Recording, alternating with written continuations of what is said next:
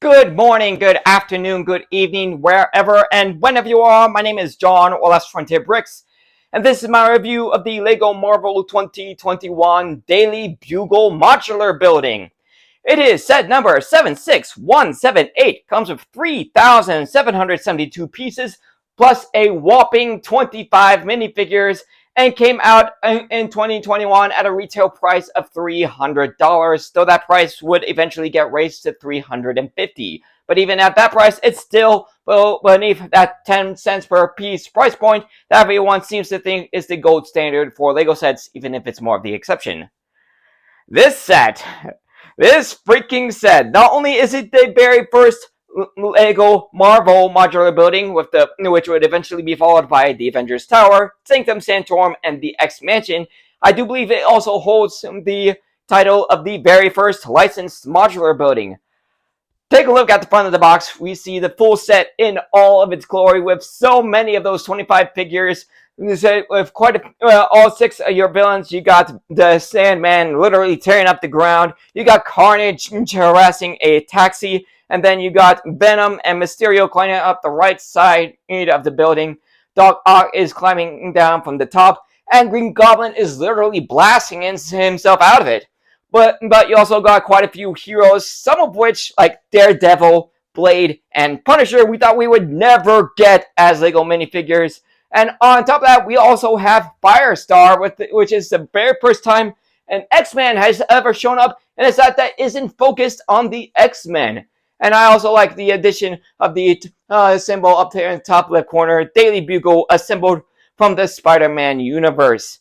Taking a look at the top of the box, we can see the entire lineup of minifigures: Punisher, Daredevil, Mysterio, Blade, Dr. Octopus, Venom, Carnage, Peter Parker, Aunt May, Gwen Stacy, Miles Morales, Ghost Spider, aka Spider-Gwen, Firestar, Spider-Ham, Black Cat, Betty Brant, J. Jonah Jameson, Ben Urich, Robbie Robinson, Ron Barney, Bernie the Cab Driver, Amber Grant, Green Goblin, Sandman, and of course Spider-Man, many of them making their first and even only appearance in a LEGO set.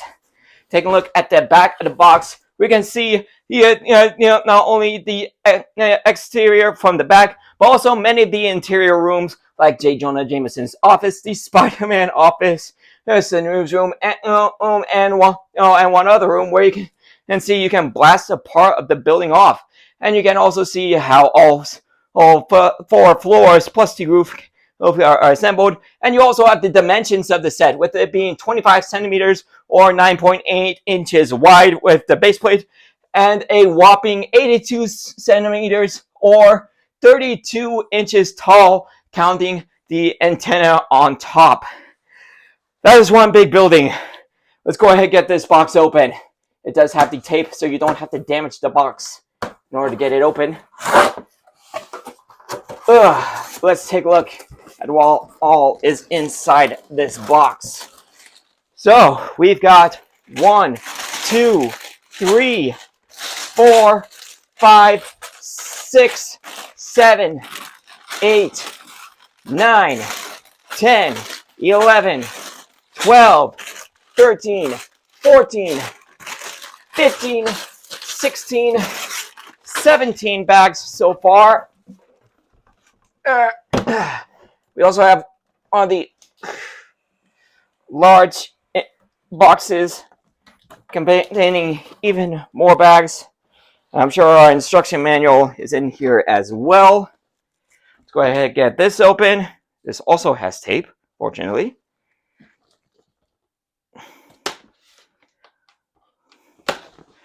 Alright, so we are at 17 bags so far.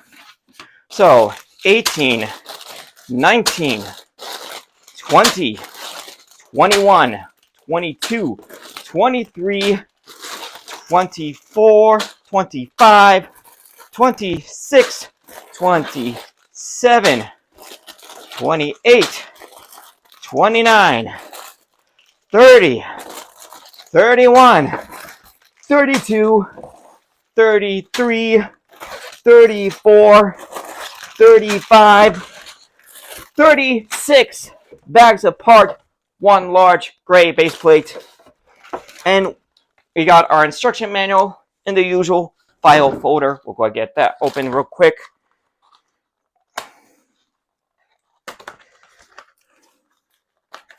There we go. All right, so we got one large sticker sheet with quite a few stickers going on there. Quite a few actually really cool stickers on there. Nice little reference to Morbius there on that one. And one large instruction manual, very thick instruction manual at that. Oh, we actually have another sticker sheet in here. You me? So, in total, 2 sticker sheets in this set. And like I said, one large instruction manual. Let's take a look at this thing. Oh, of course, we have take the introduction called Take the Bugle Tower Tour. Hey there, welcome to Daily Bugle Tower, the home of New York's most trusted news source. Apparently they forgot about the New York Times. Ready for the quick tour? Head this way. Starting on the ground floor, grab a drink from the cooler and our receptionist will check you in. On street level, you'll find a host of authentic New York characters and icons. Just try not to make any eye contact with Sandman. And so we have a nice view of the whole set, of the interior ground floor and street level. And go, let's continue. Heading up in the elevator, our first stop is the bullpen, the beating heart of the Daily Bugle's news operations, where you might catch our team of journalists working on a Spider-Man front page scandal, or just helping themselves to donuts. On the 3rd floor, you'll find our photographer, Peter Parker. He's a pretty normal guy. Ooh, they don't know him very well, do they? I'm that nasty-looking spider, though. On the top floor, you'll find our editor, J. Jonah Jameson, calling the shots. Best to stay out of his way. He can be a bit grouchy. That's an understatement. And definitely don't mention Spider-Man. You might notice some loud noises during our stay here. Don't worry about that. It's most likely Venom, Doc Ock, Green Goblin, or one of the other villains engaged in deadly battle. The exterior of the building. Never mind. Worry. Happens every day. Spider-Man, Daredevil, Blade, or one of the other good guys will be along soon enough to sort them out. And that concludes your tour. Any questions? And you got quite a few more images on there, so take a look. We got Blade on the rooftop. We got the top floor with J. Jonah Jameson's office and Betty Brant and the reception desk. We got the 3rd floor with Peter's office, and we got the bullpen, and then we got the exterior with quite a few little characters messing around. And we got a full list of all our characters. There's the original Spider-Man, Ghost Spider, Mysterio, Venom, Miles Morales, Sandman, Carnage, Dr. Octopus, Green Goblin, Spider-Ham, Gwen Stacy, Peter Parker, Robbie Robertson, Aunt May, Ben Urich, Black Cat, Blade, Firestar, Betty Brant, Punisher, Daredevil, J. Jonah Jameson, and a couple of civilians. Ooh, and we take a look. Let's see, next page we got Building the Bugle. Daily Bugle exclusive interview with LEGO designer Mark John Stanford by Ben Urich. Mr. like how they basically have it as an actual interview. Mr. Stafford, thanks for your time. You were tasked with creating the LEGO version of the iconic Daily Bugle HQ, so beloved by fans of the so-called Spider-Man. What's your approach? Thanks for having me, Ben. The Bugle Tower has been part of mythos for so long. I really wanted to capture that authentic New York setting with features like the water tower, the yellow taxi, and the newspaper stand. After that, I just wanted to include as many heroes and as much action as I could. What kind of challenges did you face in creating the Bugle? Well, we really wanted to show off the interior of the building in some way and show some classic Bugle scenes inside. There was a lot of building and rebuilding, and one day I was trying some things out and came up with the idea of the removable front windows. From that moment, everything kind of clicked, no pun intended. And I have an image of the taxi newspaper stand, and then we see an image of Mark showing her how to remove the front windows. Oh, and on the next page, the interview continues. There's a lot of And since there's a lot for fans to love in this set, are there any hidden touches you're especially happy with?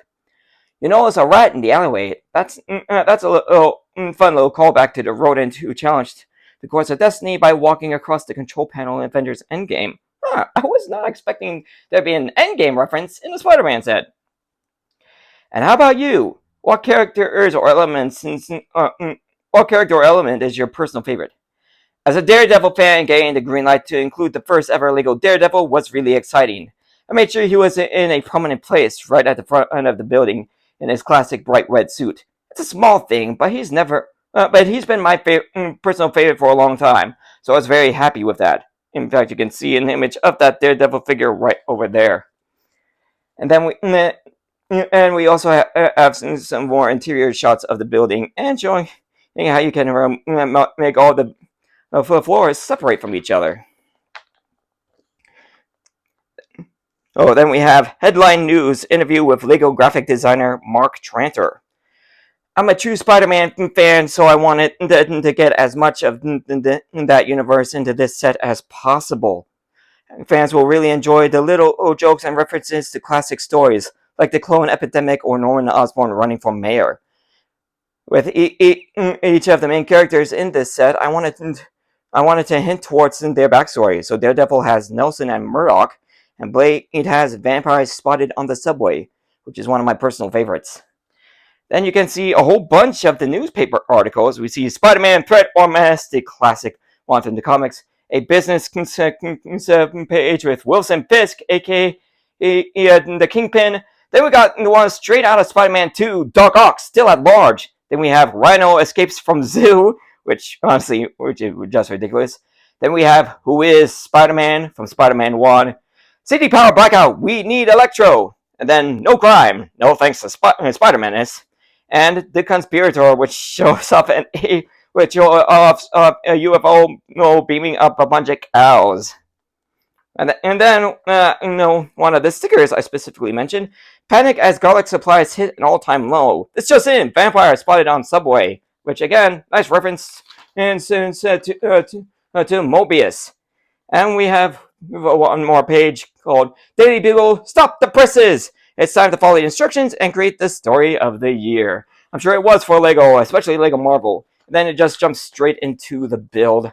Taking a look in back, we have a total of 2, 4, 5 pages of instructions and our completed set. Wow, this is going to be quite the build. Oh, obviously I won't be doing time lapse. It is way too big for that. So we'll just jump straight into the review of the completed set, starting with the minifigures, starting right now. Alright, the build is done. That took quite a bit of time, not gonna lie. I think it took several hours over a good couple of days. So yeah, quite a build, but considering you're looking at nearly 4,000 pieces in this set, who's surprised? So taking a look, we have all the 25 figures in this set right here. Quite a lineup of figures, many of which make their first and only appearance in a Lego set in this set. So starting off in the order that the set has you make them, first off we have Aunt May looking really nice, like the hairpiece they gave her, and I got a nice kind face as well as a scared face. Said that it would certainly be accurate with all the villains in this set. There's enough villains here to make a Sinister Six, but I do like the sweater they give her with the red, yellow, with the red, yellow, and blue striping on. No arm or leg printing going on, but I don't think it's really necessary. And her accessory is a plate of cookies, which I'm sure she's bringing over for Peter. Nice figure there. Anyone else? But speaking of Aunt May, anyone else feel like we're really missing an Uncle Ben minifigure? I know he basically dies at the beginning, in the beginning of Peter's heroic journey, but I feel like he's a character in Spider-Man mythos that we're certainly missing in a figure for. So seriously, Lego, we need one. Next up, we have Gwen Stacy. Looking really nice. A nice hairpiece is going on there. A nice simple face going on there, and then one slightly serious face going is added in. I like the jacket they get ever and the purple shirt underneath. No arm or leg printing going on. So a simple figure, but a necessary character in the Spider-Man mythos. Next up, we have the Daily Bugle reporter Rob Barney. This is his first and only appearance in a Lego set. Don't really know a whole lot about this character, yeah, but it's a nice his figure. I like the sweater they gave him. His face looks really nice, as is his secondary angry face. No arm or leg printing going on. But all in all, for a character I don't really know about much about, they gave him some nice detail. Next up, we have the first of our villains. We've got Carnage. He looks super gnarly with the face print, and I like the black line and going across his torso and legs. No arm print going on, but you can see he's got the couple of accessories with some stabbing weapon, and since it's created from his shape shifting, and then he's got a bunch of tentacles in the back of an outrider back attachment. Next up is a figure I'm sure many people never thought we would ever get. We've got the Punisher. Nice hairpiece going on there. It's got the nice 5 o'clock shadow going on there, plus a nice smirking face. And then for a second face, he's got a much more angry face. He's with a bunch of scratches and even a band-aid right there over his right eyes. It's a nice secondary face going on there. His torso looks pretty accurate with that skull and then a nice belt going on there. No arm printing, but he's got some nice dual molded legs in black and white, and of course he's packing some heat. With a Lego machine pistol going on, and then a really nice automatic weapon. And you got the main body is a Lego space pistol, and then you got a binocular attachment, and then you got one of these pieces with a clip attached to show the magazine. So again, a character we never thought we would ever get as a Lego minifigure, because he's not exactly a family-friendly hero, but of course a really nice addition. And then next up, we have the man without fear himself. We got the Daredevil, another character we thought we'd never get. I like the head attachment there with for the horns, nice printing for the face, the torso. It's simple, but it looks really nice with the with the DD printed on there, plus some nice musculature. Got a little metallic printing there on the belt buckle, and then some nice back printing going on as well. And then he's got his belt, and then he's got his billy clubs. It's a very iconic character, and again, one we never thought we'd get as a Lego minifigure. Next up, we have another member of the Daily Bugle employment. We've got Amber Grant. And I like the hair combo going on there with the ponytail. We got on a regular face, and then one almost looks like a confused face. I like the back printing going on there with her bag with the double zippers. And some nice spoon printing on the front as well. A couple of zippers there as well as the strap for that bag. No arm or leg printing. So again, and it's solid figure going on. Next up, we have the Sandman. No, which strangely enough, he doesn't actually have legs. His legs is this dual piece full of sand. I like the hairpiece they gave him. He's got the Lex Luthor face, which is a nice touch. I like the half shirt, half sand look they gave him. Complete with a fully sand arm. So some interesting stuff going on with the Sandman. Next up, we have our cab driver Bernie. Like the cap they gave him. Of course, he's only got one face since that cap doesn't hide the back of his head. But I do like the face that he gave him. With full beard and mustache. It's a nice printing on the torso with the hoodie and a red shirt underneath. If you can see the hood printed on the back and no arm or leg printing going on with him. Next up, we've got Robbie Robertson. You might remember him from the Sam Raimi Spider-Man trilogy. Nice hairpiece they gave him. I think this might be the Finn hairpiece. Is the wait, actually, well, it might be. I think this. I believe the sequel trilogy existed by the time then the set came out. At least Force Awakens. Nice printing for the main face. He does have a little gray going on his eyebrows and mustache, but I think that's pretty accurate for the character. He does have a little bit of a more muted face going on there. I like the sweater pattern they gave him, as well as seeing the more professional shirt underneath it. No arm or like anything going on with him. Next up is another famous character from the Spider-Man mythos. We have the Black Cat, Felicia Hardy. She's got the Avengers 2012 Black Widow hairpiece in white, which looks really nice. Nice printing on the face with that mask, and she does have a much more angry face. It's a nice printing on the torso, with a little metallic printing on the zipper.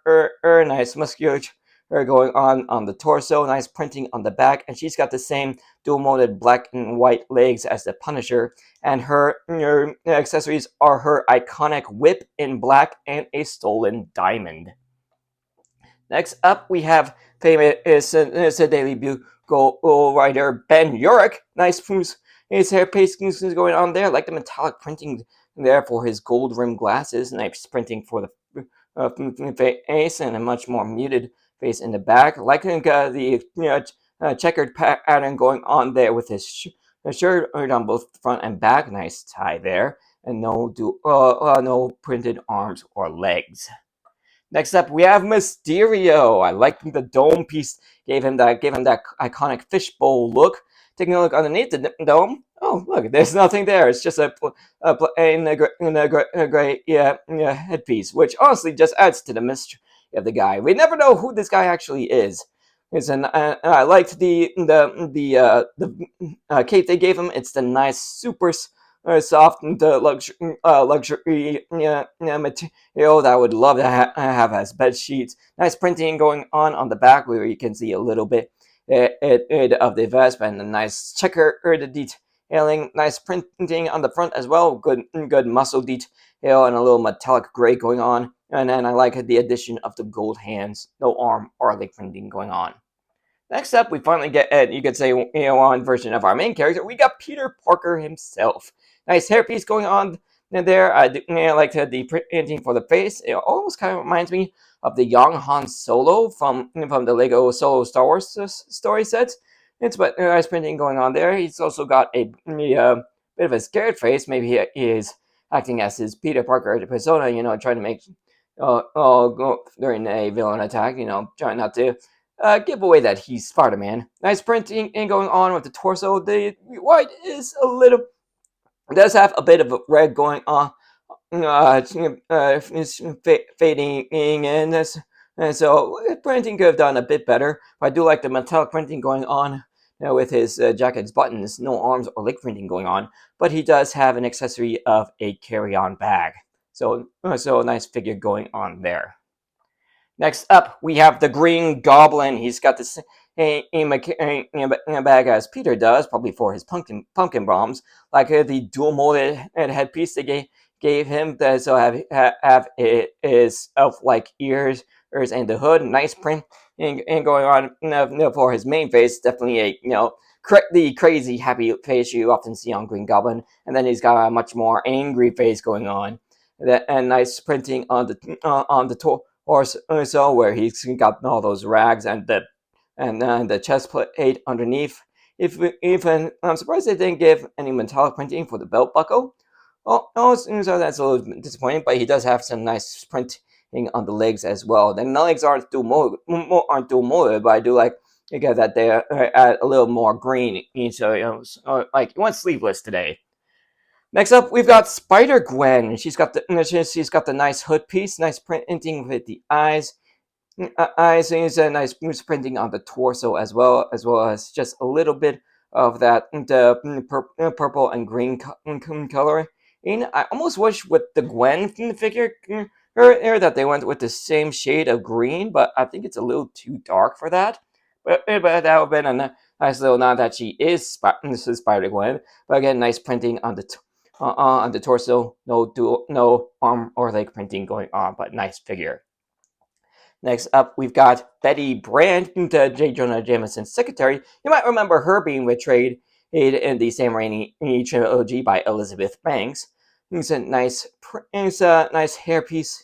Here she's got one nice happy smiling face, and then one much more professional business face, which looks really nice. No arm or leg printing going on with her, but I do like the printing that they do give her. There is a little bit of a and for instance, in the shade of skin between her head and the torso, that's probably due to the purple. But it's a printing and going on the front and back. Next up, we have the probably quintessential version of J. Jonas Jameson. Love the hairpiece they gave him there. He got a bit of an angry face. He sings for Jonah Jameson, but then again, I think angry might just be his natural state of being. But personally, of all the dual moded, all the double faces, he's got the best of them all, straight out of Sam Raimi's Spider-Man from 2021. Hey kiddo, let mom and dad talk for a minute, will you? Love the fact that they did this. Wonderful reference to the movie where his mouth is all webbed up. But not much printing going on the back, no arm or leg printing, but some nice printing on the front with the tie and the vest. And as you can see, his accessory is a pen. Next up, we have Spider-Ham. Long before he showed up Into the Spider-Verse, but he looks really good. But he looks really good, like got the printing going on his head. Same with the same Spider-Man and classic face right there on his nose. Ever notice? And speaking of Spider-Ham, ever notice how in Into the Spider-Verse, there's the eyes that's on the face for the nose? Those are in the react the same way as he does. You know how they're how the eyes on the nose change just at the same time as his actual eyes does. I feel like that's a little weird, maybe even a little creepy. No arm or leg printing going on him, but there's some nice thing going on there. I like the change for the spider on the front. It's a bit chubby, almost like almost like trying to reflect on him. And he's got a nice, very unique spider on the back with a pig face on the front, and even just a little squirrely little tail on the back. So nice little figure there. Next up, we have Venom. Very much like the Carnage, but you got the creepy. If it is going on there, plus the large white spider printed on the back, and much like Carnage, he's got the Outrider back attachment, so he can have some tentacles sticking out of the back, plus a couple being used for weapons. Next up, we have Miles Morales. He's got the same hood piece that Spider-Gwen does in red. Nice printing of the Miles Morales Spider-Man face. He's on the back of his jacket. Nice printing going on there with the hoodie and his Spider-Man suit underneath. Nice printing for the face as well. And he's got dual molded legs in gray and black. Next up, one other figure we thought we would never get as a Lego minifigure. We have Blade, a nice printing on the face with those iconic sunglasses and the face. Nice printing going on there with his armor and metallic gray and with the belt. No armor leg printing going on, but he does have an attachment on the back for his swords. Next up, we have a rather unique figure. We have Firestar. The first, with this set being the first time a non-mutant focused set actually had a mutant in it. Strange enough, she's an X-Men. But I really like her hairpiece in that real vibrant red, much like with her mask. She does have a secondary face with a a more or angry battle already face going on there. Nice printing going on there. I think it's supposed to be similar to the Rogue torso printing that we've gotten in the past. It's just in all orange, which honestly looks really nice. And of course, she does have a couple of accessories for fire coming out of her hands. Next, we finally have our main star in this set, Spider-Man, and this is a unique Spider-Man because of one thing. So, yeah, sometimes you'll get a Spider-Man figure with arm printing. Sometimes you'll get the one with dual molded legs, but this is the only time you actually get both of them. I will say that, as I've been saying quite a bit recently, since I've been doing a lot of Spider-Mans, and sets leading up to this review, this Spider-Man that the red on the arms always seems to be a shade or two too dark due to being on the blue arms. But other than that, it's basically the same Spider-Man figure we've been getting for quite a while, with the exception that he actually has dual molded legs. Don't know why, but a few years ago, Lego went from having a Spider-Man with no arm printing but having dual molded legs to having Spider-Man figures have the arm printing but not dual molded legs. But so it's nice that actually they tried to give us a figure that's the best of both worlds. And for the last figure, we have Doctor Octopus.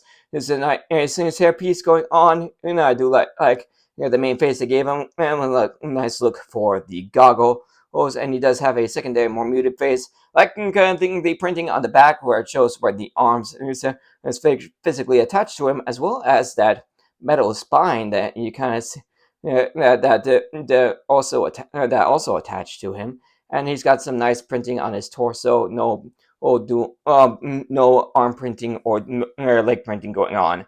As for his arms, they are probably some of the most unique arms I've seen they ever give Doc Ock.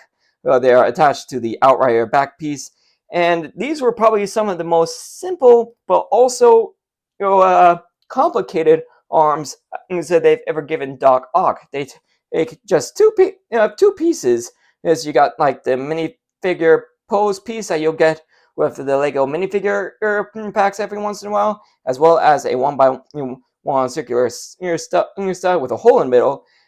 Well, and then you do that again 7 times for each arm. Let me tell you, that takes a. Let me tell you, that is quite the process. It takes a long while to get through all of those. So again, you get a very unique look for the arms that can be adjusted in quite a few ways without really having to by just turning one or two of those pose pieces, so you can get arms that look very alive. Even can be attached to quite a few things and look basically any way you want them. So very unique arms going on there. And then you do have a couple of side builds, which we will get to next. Alright, next up we'll take a look at a bunch of side builds that you built alongside the set.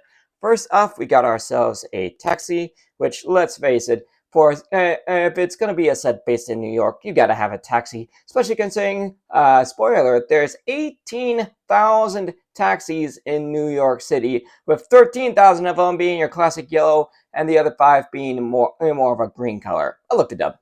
But yeah, if you're gonna have a set based in New York, you gotta have a taxi. And this is a really nice one. You got, it's a nice and solid build. You got a sticker of a license plate on the front here, AFA0015. You got the lights up here. You got a nice rear view mirror and an antenna. Got a couple of lights in the back, and you got that same license plate.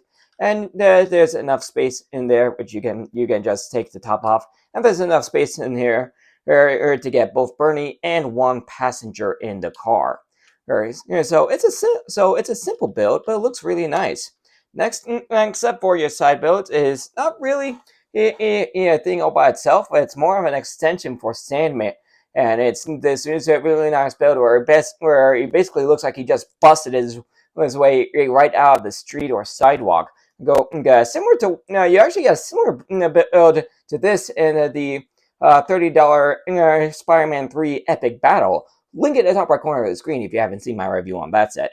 But I do like the coloring going on here with plenty of tan in there for the sand and plenty of gray added in for whatever sidewalk or route for Sandman just busted himself out. Hold up, and then you can just attach Sandman to the top of this so to get the full effect. And again, it looks really, really nice. Next up, you've got a nice build for Goblin's Glider. It's a really simple build, but it looks really nice. Like all the sand green going on there with just a little bit of gray and a really big flame out there for the rocket engine for it. And then this just attaches to one of the big transparent superhero action pieces on one of the windows for the Bugle. I'll make sure to point that out once I get there. And then lastly, we have the spider buggy. Look,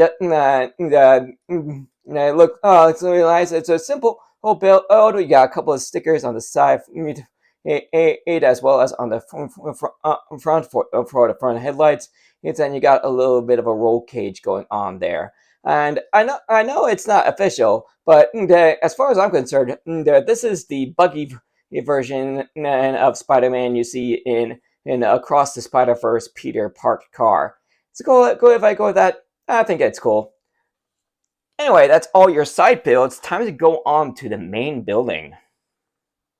Alright, so I'm going to take a look at this set floor by floor. Not only for one, I don't want to get a little overwhelmed trying to cover everything all at once, but the main reason is because while I was building this set, I noticed you could almost call a bit of a flaw.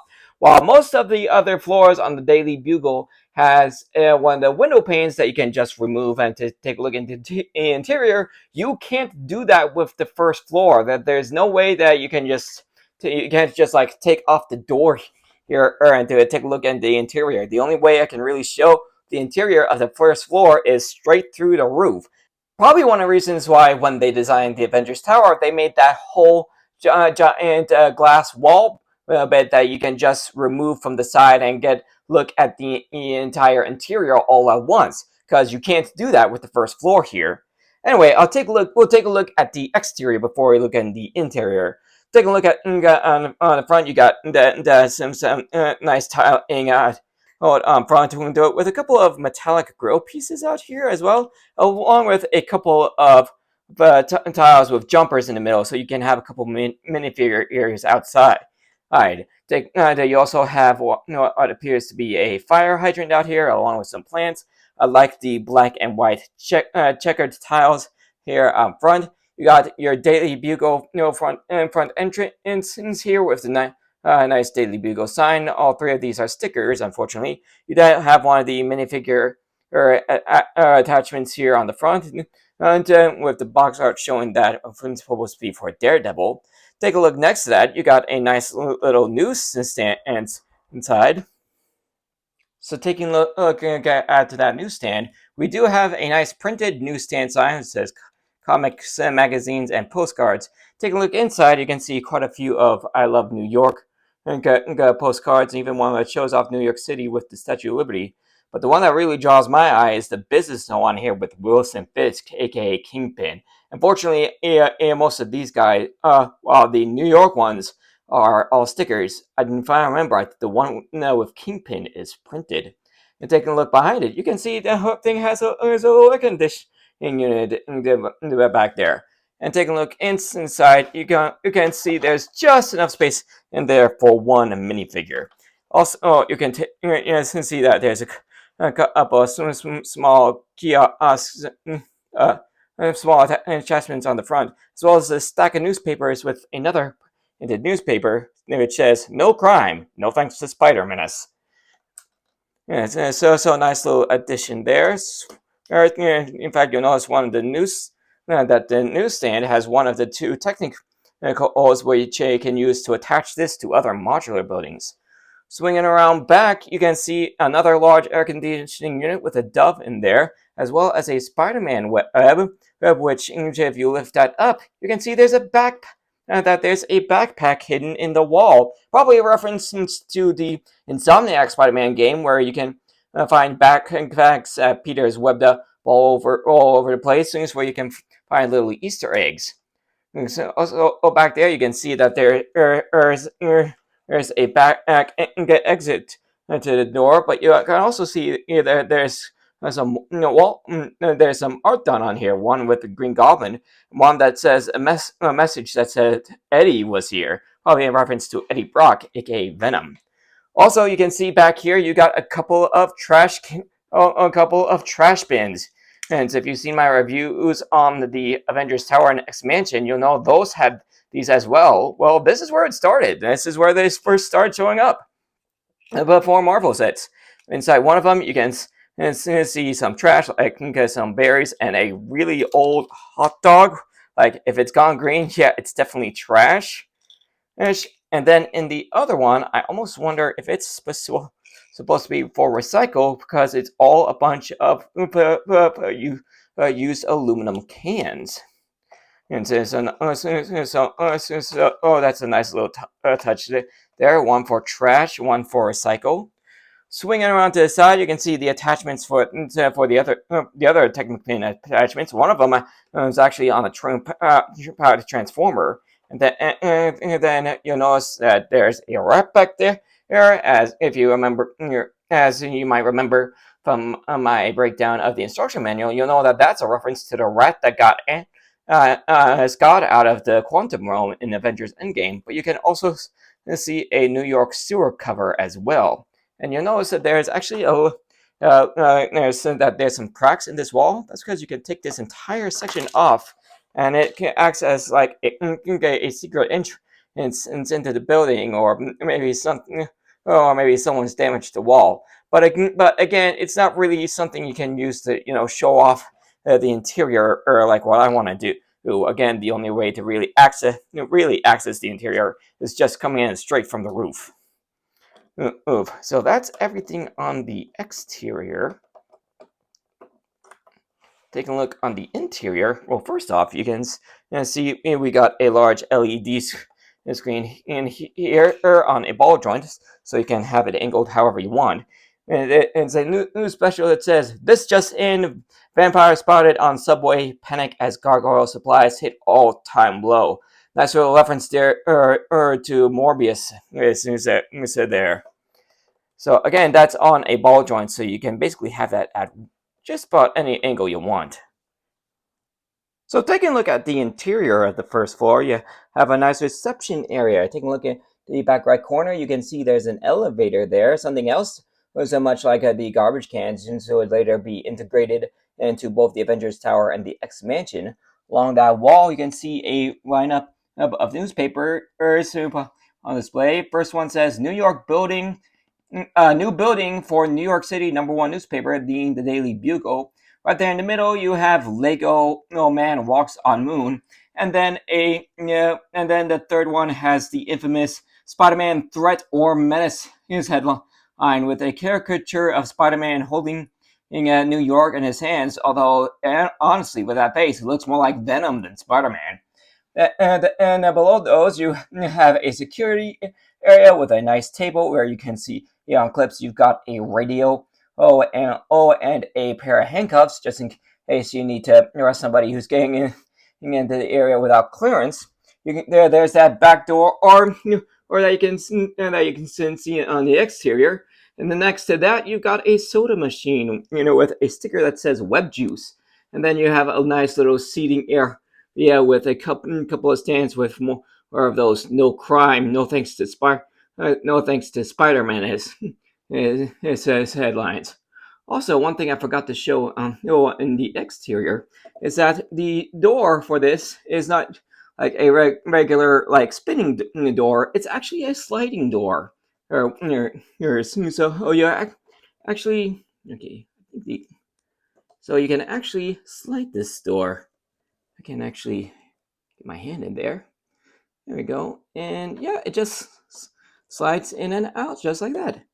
So yeah, nothing too crazy going on the first floor. It's just a little reception in an entrance area. The real meat and potatoes are on the next floors. All right, so on to the second floor, right in front of the window, you can see a couple of large LCD screens. And one of them being for the Daily Bugle News, is where we have J. Jonah Jameis and Dr. Kurt Connors, the alter ego of the lizard, who fortunately looks like he isn't all scaly, but then again, he might just be in between relapses. Next to him, we have Professor Miles Warner, who I believe is known as the Jackal, as well as one of his most famous creations, the Scarlet Spider, aka Ben Riley. And then we see a headline reading "Clone Epidemic Out of Control. Is Spider-Man to blame?" Well, kind of. I mean, Professor Warren did kind of steal his DNA in order to make Scarlet Spider. And then we also have an earlier today image with Dr. Octopus, Mysterio, Sandman, and the Green Goblin making some sort of announcement saying, "Breaking! Villains soon to promise to stop being bad guys." Can they be trusted? My answer to that question: probably not. And then we also have one that swings around the corner saying, "Vote Osborne for mayor." Here with from old Norman Osborne. Probably not the best idea to have the Green Goblin as your mayor. Nothing going on the back, but on the side, you can see the start of something you'll see on the rest of the floor, or is that in a fire escape? And you can even see part of it. It can fold out to cut to be in so it'll fold all the way down to the ground. Much like what you'll see with the rest of the floors, this whole front window panel can be removed for ease of access into the interior. Once again, you can see the elevator in the back right corner, and you have another line of newspapers. This line being straight out of the Sam Raimi Spider-Man trilogy. The one all the way in the back corner is one actually from Spider-Man 2, Doc Ock Still at Large. Then we have the famous Spider-Man No More, or newspaper with the picture on it being a straight up recreation of the Spider-Man No More comic, with which you can actually see Spider-Man's mask in red. And then we have one titled "Times Scare" with the Green Goblin during his attack on Times Square. Right under there, you have a little kitchen area where you have a tray of donuts. It's a small coffee machine and a coffee mug. Over there, behind, back there by the elevator, you can see a water dispenser, and the rest of this is a full-on news area, with like a bunch of tables and screens with a bunch of other newspapers. In fact, you can see the "Who is Spider-Man" and his front page straight out of the movie right when we get introduced to Jameson. And then swing that out around, we see another one called "City Power Blackout. We need Electro." And then you can see someone them three fronts the main screen of someone's newspaper with the Daily Bugle News. And then looking down on, you can see a couple more or newspapers. Once again, that "No Crime, No Thanks to Spider Menace." Then we have another one featuring the Rhino.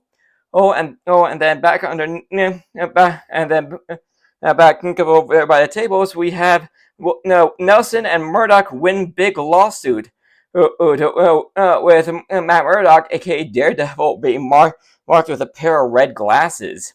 And then you also got a bunch of screens as well. So this is, you can almost call this the real heart of the Daily Bugle building. All right, we are on to floor number 3, and you can see the window pane is quite a bit different just because it's been blasted and opened by the Green Goblin. There's that minifigure post stand you're supposed to put the Goblin's glider on. I just don't have it on here as it becomes too much of a counterbalance, and since to be able to hold on to it if you don't actually have it attached to the set, so it just makes the whole thing fall over. You can see a continuation of the fire escape, but you can also see, we got a bit of an action figure pose piece here, so you can put one of your figures on there.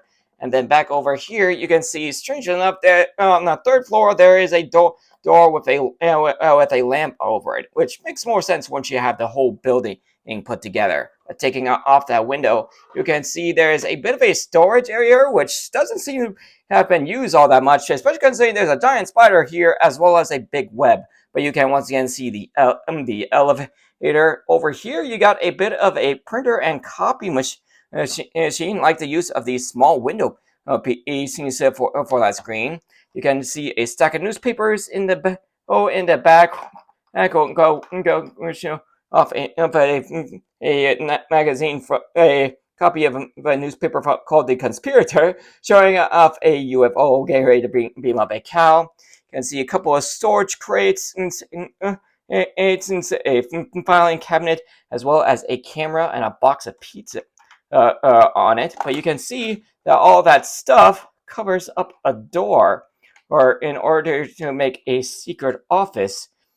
And so, which comes right out of the 1960s Spider-Man cartoon. You know which one I'm talking about, the one that created the Spider meme. And it's Peter Parker's office, where you can see there's a picture of Spider-Man in that classic 60s era cartoon era with that green screen. He's actually got a nice clean office there, nice chair there, big table, and a telephone. So that's it for the third floor. Let's move on to the fourth. And now we are on to the fourth and final floor. You'll see on the window pane that you can remove, you got a bunch of what look like to be flag attachments, but there aren't actually any flags on it. Swinging it on to the side, you can see a 2x2 brick with one of those little turntables on there. That's actually where they show you you put the spider buggy. Swinging around to the back, you can see a panel with Just the Facts with J. Jonah Jameson, straight out of Insomniac's Spider-Man game. And then you can also see a large air conditioning unit where a bird has made a little nest. Cute little detail. And then finally you have the rest of the fire escape.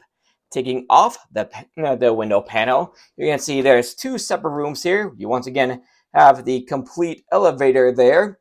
Over here in the corner, you can see a small TV screen showing off the same interview going on the second floor.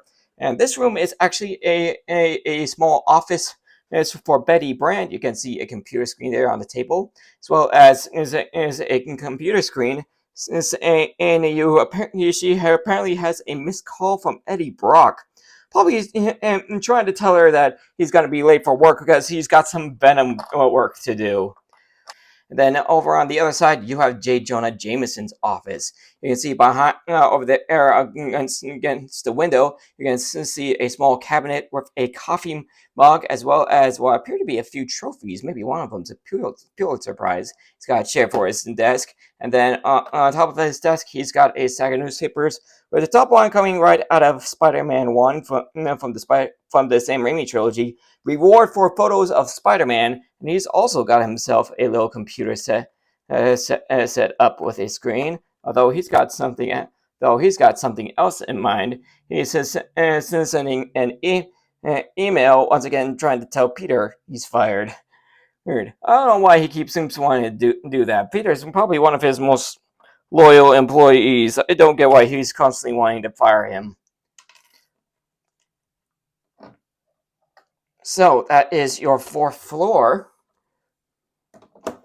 Alright, but we're not quite done with the building yet, as we have quite a detailed roof. With the famous Daily Bugle sign on there, like the building they did for the Bugle itself.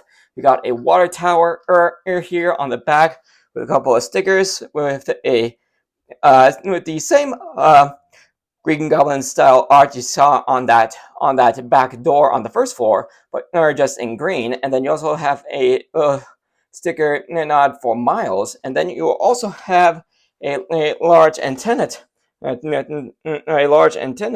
tower, which actually goes pretty darn high. And attached to that, you have a large build for Firestorm, so you can have her flying around.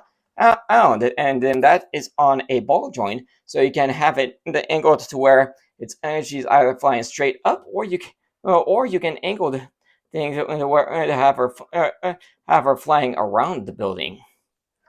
So that's everything for the Daily Bugle build. Let's go put this thing bad boy together and put some minifigures around it. Alright, as you can see, I got the minifigures all over the place. Sandman's busting out of the ground over there in the corner, but Daredevil is ready to get the drop on him. Although I'm not fast enough to make sure Aunt May isn't running for her life. You can see I got Amber Grant in her newsstand. Carnage is causing trouble for the taxi, which you can see I've got Bernie and Ron in there. So yeah, you can get two minifigures in there. It's about as tight a squeeze as you can get, but you can't fit two on there. But like I said, Carnage is causing trouble for them. Uh, but yeah, as you can see, Punisher is on top of the newsstand, and they're ready to put it back in check. I don't have anyone on the main floor. Like I said, you can't really access that one, no, unless you take apart the whole building. But I do have people on all the other floors. So on the second floor, you can see I've got Ben York and Gwen reporting on everything. So I will say you do want to be careful with these window panes. You push on the windows themselves too much, they will split apart. And I almost wish there was more connection for when you put the window panes on. There's only like two. Each window pane is only connected by like two studs. I kind of wish it was three, but it is enough to hold everything in place. As you can see, I got Green Goblin on his glider blasting out of the building, and inside you can just make out that I've got Peter at his desk. Going up to the next floor, or you might not be able to see inside, but I've got Betty at her desk. Robbie is over at the window watching all the chaos, and then back there I've got J. Jonah Jameson over at his desk.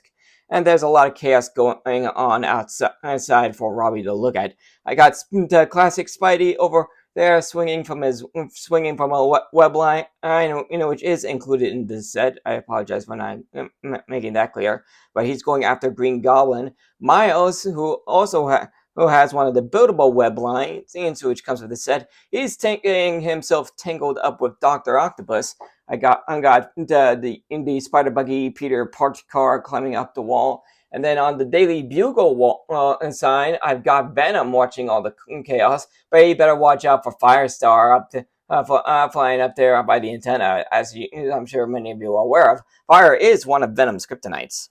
But you swing it around, I've got a bunch of people over on the stairwell as well. Oh, I've got laid down there at the bottom. Mysterio is over here, as well as is Spider-Gwen with another one of those buildable web lines.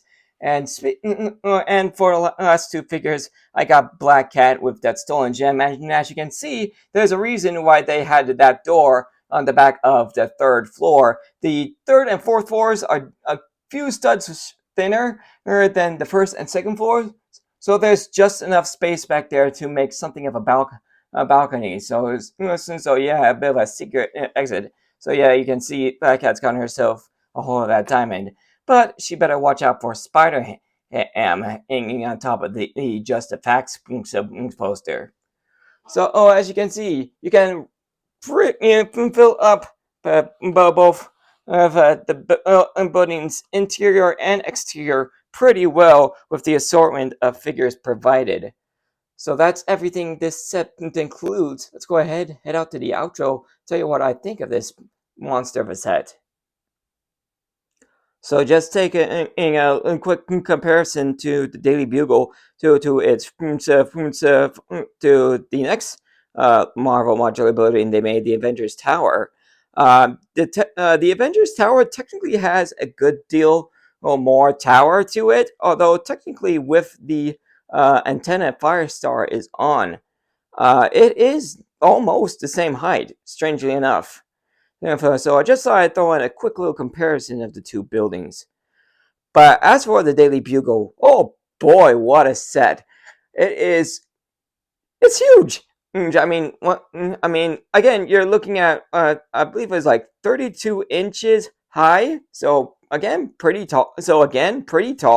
Oh, almost. I mean, if I remember right, Avengers Tower is the tallest of the modular buildings, but the Daily Bugle is pretty darn close. Oh, so taking a look at it, you got plenty of figures. You got references to just about every era of Spider-Man, whether it be the comics, the movies, the games, whatever. You got a ton of figures. Again, quite a few showing up for the first and only time as well. Well, all the figures are pretty well detailed. Seriously, if you are a Spider-Man fan, this is the set for you. I would only change a couple of things. Personally, I would prefer it if the Green Goblin in the window is connected to the top floor with Jameson's office. Just add a little more connection to that original Sam Raimi Spider-Man movie. And then there were a couple of figures I would have preferred to add in. I would have loved if they had been able to get an Iceman, so you could have both Spidey and his amazing friends in the set. He was originally planned, but he ended up getting scrapped. Fortunately, he ended up getting added into the X Mansion. And then there's, of course, the character I'm sure everyone else would have loved to have in this set, and that's Stan Lee. Apparently, they wanted to add him, but apparently there was legal problems. That might be the reason why we still don't have a Lego Stan Lee minifigure at this point, because we're still dealing with legal problems. But again, if you are a Spider-Man fan, this is the set for you.